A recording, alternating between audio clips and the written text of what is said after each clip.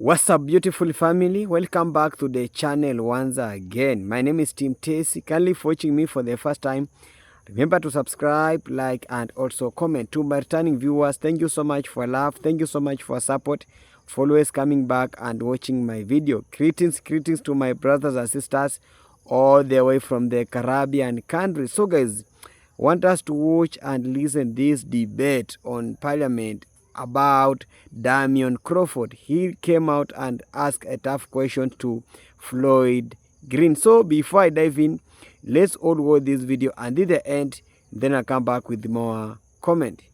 My first question is the minister aware of the difficulty that representatives of the people face in even getting conversations or meetings with these bauxite companies? And further, is he aware that it's not much easier to get consultation with JBI as well? I also wonder if the minister is aware that lands that might not have been mined out for bauxite have been under the ownership of these bauxite companies, and many have been deemed unworthy of mining, yet still under the ownership of these companies. Is the minister therefore further aware that this monopolization of ownership has robbed the people of agricultural and other income-earning activities, housing opportunities, and indeed even burial sites in these communities that have to go far and wide to bury their relatives? Is the minister also aware that recreational activities have been extremely affected by the pollution of rivers, in particular as it relates to caustic being released into these rivers, causing for the habit of recreation at these waterways to end, stymie, and indeed many of these rivers to be avoided by children, their parents, and the citizens who once enjoyed the recreational benefits of these entities? Is the minister aware that there has been anecdotal evidence that there has been greater roof damage in bauxite areas relative to the wind than in most other areas that had even greater wind forces from the hurricane? That multiple roof loss have been attributed to weakened roofs due to the bauxite dust, acid rain, and the rusting that has been caused in these bauxite areas due to the dust. Is the minister also aware that this dust and acid rain have also affected agricultural output? And I would love to piggyback on the member from St. Anne who indicated that there's ownership of extreme numbers of acres, but is it possible to know the output from these entities? Because while it is, we may say, 7 acres under production, is it possible for us to know the output from these areas? Because it sounds as if many are just holding lands and not necessarily producing on these properties that they claim that they own. Finally, is the minister aware that there have been a cease on bauxite, what you call it, they used to call it dust money, in many communities, that the bauxite company has unilaterally decided not to pay the dust contribution? I heard the unfortunate number of $67 a day in South Manchester per family, and yet still was jealous of the fact when it compares to $0 a day in Northwest St. Catherine, a unilateral decision taken by the bauxite company. Finally, is the minister aware that the employment practices of these bauxite companies would have been deemed by any reasonable employee of the Ministry of Labor to be unfair practices, and also a focus on contracts and subcontracted labor into many of these plants, reducing what was once the benefits through labor and earning from the bauxite companies. Can the Minister therefore provide information if there has been any engagement from any arm of government to have more fair practices within these areas? If I may be allowed, Minister, I'll also ask, is the Minister aware that there has been many damage to houses due to blasting from bauxite mining and also from the facilitation of bauxite mining? So many of these roads to the mines in their preparation have also caused for great damage, for which that's what I'm wondering if he's aware. And further aware that the damage to these areas have been refused compensation, with the bauxite entities unwilling even to visit when informed by many of these communities, like Wandibolas, about damage to their houses due to blasting and other activities such as those. We'd want to know if the Minister is such aware.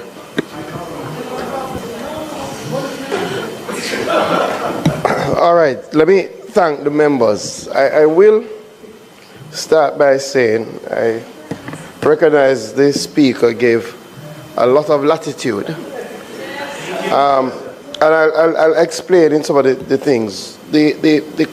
Once the answers are given to the questions, the follow-up should really be confined to the answers that have been given, right? Because sometimes we then introduce matters that it was outside of the scope and clearly would have been outside of maybe the preparation for this. So I say that to my colleagues across the aisle. I will try as far as possible to answer the questions posed, especially those that touch and concern directly the subjects that I had responded on. Some of the questions my colleague from Northwest said, Catherine, do not. But there are matters that you have raised that I would suggest that you put into writing and send to me. Right? So the matters in relation to damage, the matters in relation to dust, the matters in relation to claims around acid rain and claims around greater roof damage, those are things that I would suggest you pen to me so I can ask the teams to investigate, because those would require investigation. Again, I would not have gotten a brief about the employment practices, but what I do know that our bauxite company still provides some of the most stable employment in the country. And oftentimes when you go and tour these companies, you meet people who have been there for decades, quite frankly. And the bauxite industry is still the highest average paying sector in our country. So it still is critical, especially in relation to gainful employment. And then when you speak about the amount of independent contractors, those who do the mining, those who do the trucking, the ecosystem around bauxite mining is significant in relation to our economic activity. Again, the questions around the river, the time is now 7:20. Mr. Speaker, I ask that the time now being 7:20, that the House be allowed to sit beyond 7:20. The question is that the time being 7:20 p.m., I put that the House be allowed to sit beyond 7:30 p.m. to complete the business of the day. Those in favor? Those against? Ayes have it. You may continue. I will answer the question in relation to some of the land matters. Member from St. Catherine Northwest, they will come out in some of the other answers that I will give. But I will answer this directly, even though it was not directly raised, but I was unaware of any difficulty in having meetings with JBI, right?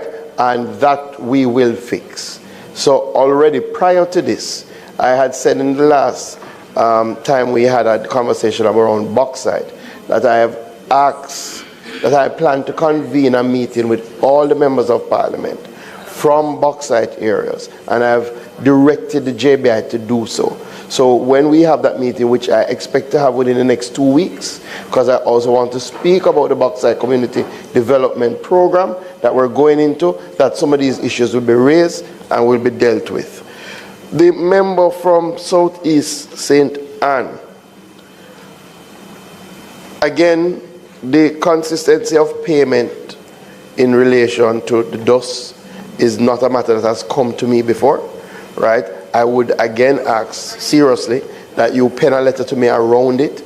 These things have to be recorded. Remember how our bauxite industry is. We are dealing with private companies. So it is good that the minister, to embark on these conversations, has some evidentiary backing to say that this is the situation. And I can't think of a higher person than the representative in the area to literally say these complaints have come in and you want this matter to be resolved immediately. You did ask, and it does fall within, about challenges in relation to enforcement. And there has been, I guess, challenges over the years.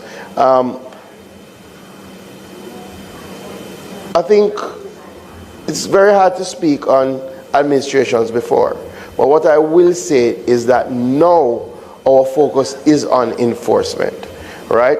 And that I do believe that in some of these areas, and I will go into it in responding to some of the things from the member from South Manchester, in some of these areas we should have been doing better enforcement. And if we had been doing better enforcement, we would not be having some of these challenges. And these challenges, quite frankly, undermine the industry in total. So sometimes it may be seen that enforcement actually, as I have said to the players in the industry, enforcement helps the industry because the terms that have been set are for the protection of the greater good. And I think that is important. I will deal with the formal lease arrangements. So some of the questions are repeated, but I'll deal with it one time. The member from Northwest Manchester, again, some of the questions are outside the scope, but very good questions, right? Definitely, the issue of Hall Road was raised in terms of the amount of land, and the bauxite companies are to stick to a schedule in relation to preparing Hall Roads to bring bauxite. And I have said to the Jamaica Bauxite Institute and the commissioner who interacts that there has to be extenuating circumstances where that is not adhered to. Now, some of the companies have had some extenuated circumstances. I'll speak a little bit about that. But with that said, I will look into the matter of what is happening regarding maintenance on the public thoroughfare. Now, clearly that would cross over into another ministry, but having raised it, I think it is something worthy of looking into. Let me deal with the matter of lands in general. I have mandated that we are to do a full audit of the bauxite lands that are either have been mined and have been reclaimed but have not been handed back to government. Because there is to be another step, because those lands are to be returned to the Commissioner of Lands. So I've asked for an audit to be done on that one. Two, the lands that there are no plans to mine, that are still under the purview of the bauxite company, that they have already determined for multiple reasons that it would not be economical to mine those lands, that those lands again be handed back to the government so that we can put them to productive use. And that would be across all the areas, North, West St. Catherine, across all the areas, Southeast St. Anne. I had that discussion with the company in Southeast St. Anne. And that also means that where the land has not yet been handed back to the member from South Manchester, one of his questions, where the bauxite company is still in possession, but based on their mining plan, they are not going to reach to that area for another 5-10 years.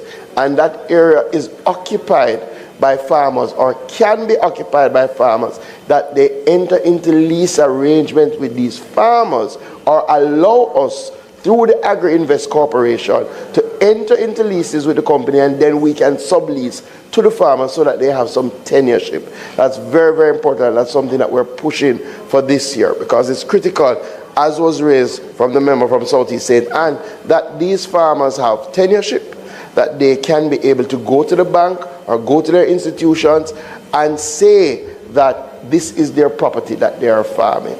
We have reaped some success over the last decade, I would say, where we've gotten the companies to not only give back some of the land, but to work with us to establish greenhouse clusters on some of these lands. And those clusters have gone very well. And under the BCDP, which we will outline to you as members of Parliament, we are looking to establish some more of those clusters. And sometimes strategically, as we did in content, we said to the bauxite company, do not restore this pit, because we're going to use this pit as a water catchment area. And then that makes sense because it works in terms of helping the farmers and the greenhouse. The lack of access, oh, well, let's spoke about that. You had asked about the reason for delay. Member from Northwest Manchester, I don't remember what was the delay question in relation to, but oh, so I have to be very, I wouldn't want to proffer a reason on behalf of the company for their delay. The approach that I have taken and that I have said to the Commissioner of Mines is that we're embarking now on a zero tolerance approach in relation to the time for certification, right? So, as you would have seen, those 70 hectares should have been rehabilitated and certified by the end of 2025, and we have already written to the company in that regard. It is for the company to say to us if there were extenuating circumstances that made that impossible, and then we would have to consider it, right? But I wouldn't want to hazard any guesses in that regard. The member from South Manchester, he got the greatest latitude and made a lot of comments before he went to the questions. I will check in relation to whether the 25,000 is a one-off fee per hectare or whether that's an annual fee. I don't have that information at hand, but I will find out. The reality is, as difficult as it may sound, oftentimes the mines have not been fully depleted because of these issues. So it goes back to another thing that I've said to the companies. In keeping with your mining plan, even though you may not plan to go into an area for another 10 years, you may need to take steps to secure that land. Because a lot of these lands are privately owned now. They're not government owned, right? The government owned good bauxite land, most of the companies already have. So a lot of these lands are privately owned. So there is nothing stopping a private owner from building, from investing, which sends up the cost of acquisition. So sometimes when the companies are ready to go to acquire, they have real challenges with the private owners to acquire that property. And we do try to mediate as far as possible, but that's as far as we go, because you do understand it is two private individuals, company and the person, looking at what they think is in their best interest. The other thing that is a real issue, bauxite has different qualities, and in order to ensure that you are maximizing productivity and also profitability, there is some blending that happens. So sometimes you have to leave what is a lower grade bauxite until you reach another area with a higher grade bauxite and blend it to create what you're trying to get out, especially in relation to when you're processing aluminum. With that said, I will ask the Commissioner of Mines to look into the length of time that these areas have remained unmined. And as was indicated in the answer some of that work has started. In terms of I spoke about the formal lease program, and we're going to move to that. In terms of a standardization of the claims, sometimes it's a bit challenging. I hear you. What we have standardized is the assessment through RADA, right? So RADA will provide that assessment support. But oftentimes, on both sides, oftentimes the farmer also wants to be able to negotiate, right? And the farmer also may have a view in relation to value. It's one of the areas, one of the things I had said in one of my presentations, we've started a process of training agricultural valuators. It's not something that we have a lot of. Somebody that is trained to value and has a certification to value agricultural loss, right? That would make it a little bit easier for people to agree. And as you know, having served in rural constituencies, farmers have very strong views about the value of their crops, right? But definitely in terms of the assessment, the standardization through RADA. The community council, and I'll come back to the community council, the resettlement, but you are right. And I'm happy you raised the point, because it does make the point that a lot of these issues were prior to this government, right? That a lot of the people were resettled under previous administrations and nothing were done to get the titles for them. We are fixing it. So the question was asked about a task force. There is a land titling committee that I've assigned Minister Witter to chair, and they meet, and the last meeting was held with members of the NLA, and we are now exploring whether we can use a systematic land titling to quickly resolve some of these issues. You have some issues as you raise, some estate issues, but the people are still occupying. Systematic can make it easier to treat with that. Now, clearly, there's a cost, and we are looking at maybe a shared model, because at the end of the day, we think it's in the country's interest for these people to get their titles. So we are having those discussions, and I will share more when we meet. I won't speak to the adequacy of the dust compensation, right? Normally my understanding is that a lot of this are agreements reached with the community councils, and a lot that you said, the member from South Manchester, speaks to, one of the last points you made, that the community councils are not functioning as they should, for a number of different reasons. So I had already asked for a study to be done on the community councils by JBI, and we are looking to see how we can revamp the community councils. The first thing is that MPs have to be included.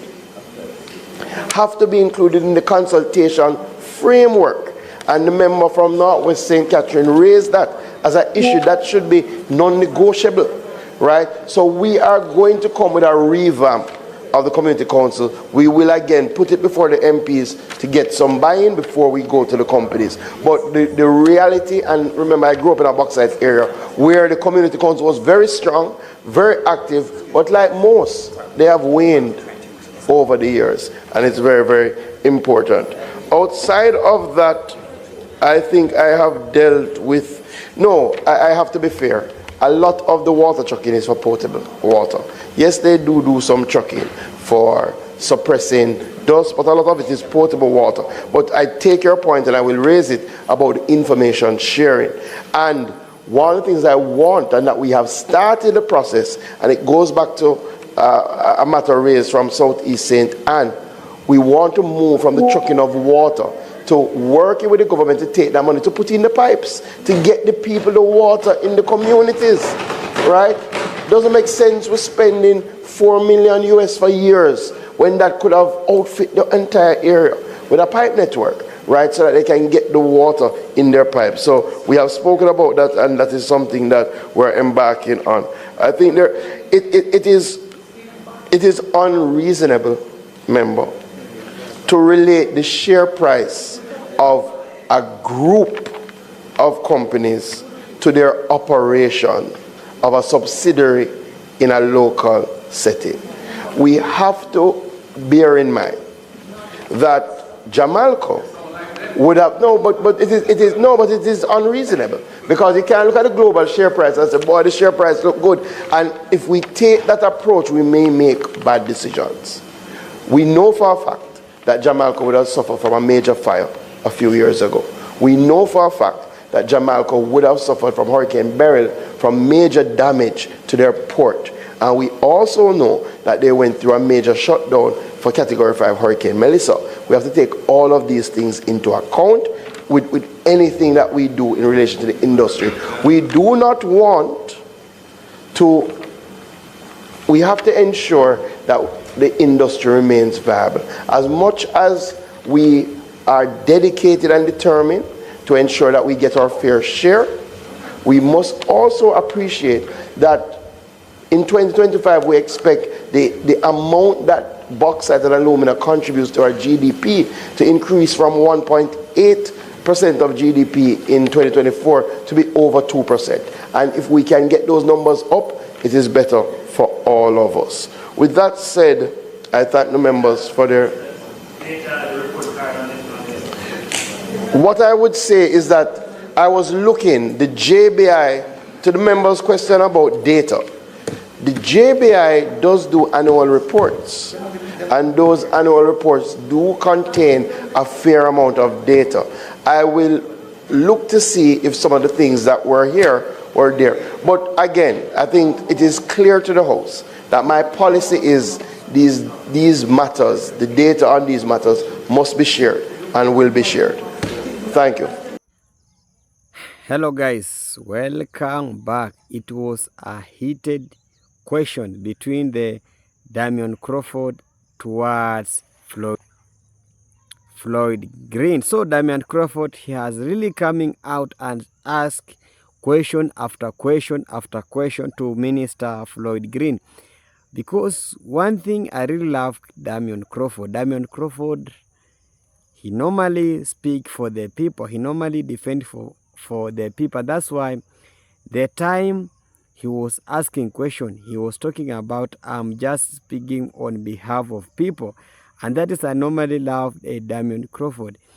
He normally speak, he don't maybe coming out and entertain their parties, because their party politics normally affects so many legislature. But this time round, Damian Crawford, I've been bringing him here so many times because of what the stand he has towards Jamaica. So this time round, he has really questioning so many questions towards the Floyd Green. And one thing that I love also Floyd Green, he tried as much as possible to answer some questions, because Damian Crawford, when he was on neck, he normally speak a second after second, and that's why when you are not keen, you might really lose the focus. And that's why Floyd Green, he has tried as much as possible to answer some questions. So this is some of questions that is really hitting on that debate. It was about the bauxite industry, because bauxite industry, this company, when it came into, we have so many the affected family, because during the donation of the lands, most of the Jamaicans, they really came out and donate this land towards the bauxite industry. And up to now, these landowners are still want money from the government. They are still really want their debt. So the government on its debt. And another thing is that we have so many, having the industry sometimes or each time it pollutes water pollution and also air pollution. And the government has come out and really solved this issue, because this issue, it has affected so many people. And this is some of things that is really government is mostly skipped it, because if you have been given an industry, you must really compensate the victims. And also during the Hurricane Melissa and whatever happened, the government failed to really appreciate or compensate the victims. And that's why Damian Crawford is doing much as possible to ask so many questions to the Floyd Green. And Damian Crawford has been questioning this issue of the bauxite company for so many times, asking each and everybody who is coming in parliament, asking how the preparedness you are, because most of their families are not yet compensated by these companies, and it has now reached a time that Damian Crawford is trying as much as possible to come out and clear this air once and for all. I remembered one day he came out and asked the Prime Minister to come out and really solve this issue of bauxite industry, because we have our children living around that industry, and you can remember how industry can really affect most of the health sector, because health is the main thing that is being looked up, and when you just mess with healthy, people will be becoming more sick, and Jamaica might develop another new sick, and that's what is the Damian Crawford is trying as much as possible to protect the health of the Jamaica. And also Damian Crawford is also trying as much as possible to know how this bauxite industry is helping the families, helping the community, because we have seen so many people might be going taking out money, going to benefit so many other foreign countries and leaving the Jamaica suffering. And that's how the owner of that bauxite industry, those who are mining, are not the Jamaicans, they are the European. And I remembered very well Ibrahim Traore came out and said that when the country has its own resources or mineral, it must benefit for the people of that country. But this time round, this bauxite is not really helping the people of Jamaica. It is taken away by Europeans, so it's benefiting the people of European countries. And that's why each and every time Damian Crawford is trying as much as possible to come out clean and touching this bauxite industry. And also is trying as much as possible to keep the parliament in order, because we have seen some parliaments being overtaken by the executive.